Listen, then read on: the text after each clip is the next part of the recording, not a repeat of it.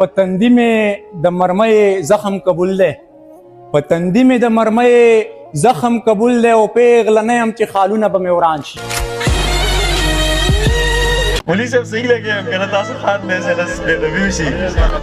مجنون چې په یو توره شان لیلا مینېدو، نو دا خو حقیقت کې په الله مینېدو.